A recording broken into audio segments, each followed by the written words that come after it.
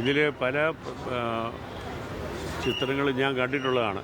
ഇതിന് പ്രദർശനാനുമതി നിഷേധിക്കേണ്ട യാതൊരു ആവശ്യമില്ല.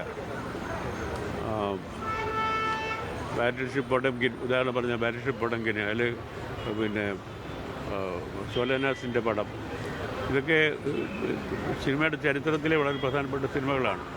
ഇത് കാണിക്കാൻ പാടില്ല എന്ന് പറയുന്നത് അറിവില്ലായ്മ കൊണ്ടാണ്, വേറൊന്നുമല്ല. ബാറ്റിൽഷിപ്പ് പൊട്ടംകിന് അത് ടെക്സ്റ്റാണ് പഠിക്കാനുള്ളത്.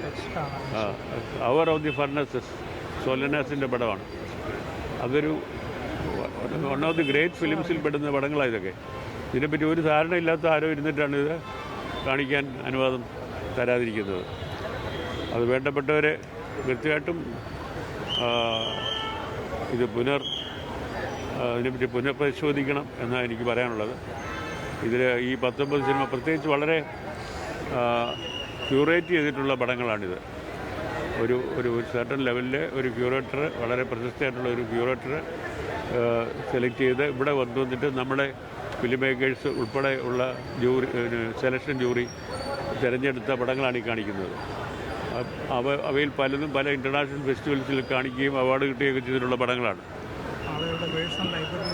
അത് പലരുടെയും പേഴ്സണൽ കളക്ഷനിലുള്ള പടങ്ങളാണ്. എൻ്റെ തന്നെ പല പടങ്ങളുമുണ്ട്. ഇത് കാണിക്കാൻ പാടില്ല എന്ന് പറയുന്നത് അറിവുകേട് കൊണ്ടാണ്.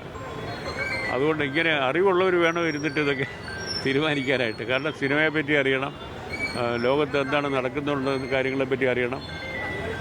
അതില്ലാതെ ഇരുന്ന് സിനിമയുടെ ടൈറ്റിൽ നോക്കിയിട്ട്, ഉദാഹരണം പറഞ്ഞാൽ ഒരു ടൈറ്റിൽ ഞാൻ നോക്കി, ബീഫ് എന്ന് പറഞ്ഞ ഒരു ടൈറ്റിലുണ്ട്.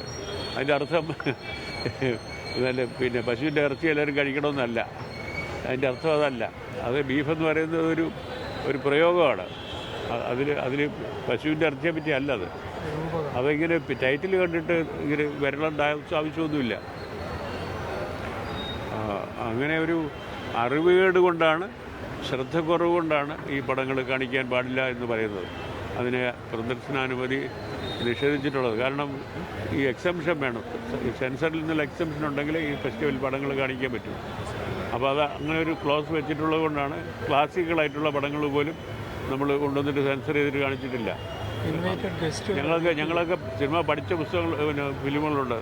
ഇത് കണ്ട് അനലൈസ് ചെയ്ത് പഠിച്ചിട്ടുള്ള പടങ്ങളാണ്. ഇതിനെപ്പറ്റി ഒരു ധാരണ ഇല്ലാത്ത ആളുകൾ ഇരുന്നിട്ടാണ് ഇത് കാണിക്കേണ്ട ആവശ്യമില്ല എന്ന് തീരുമാനിക്കുന്നത്. തീർച്ചയായിട്ടും നമുക്കതിൽ പ്രതിഷേധമുണ്ട്. നമ്മൾ അതേസമയം അറിയാവുന്ന ആളുകൾ ഇരുന്ന് പരിശോധിച്ച് എത്രയും വേഗം ഇതിന് പ്രദർശനാനുമതി തരണം എന്നാണ് എനിക്ക് പറയാനുള്ളത്.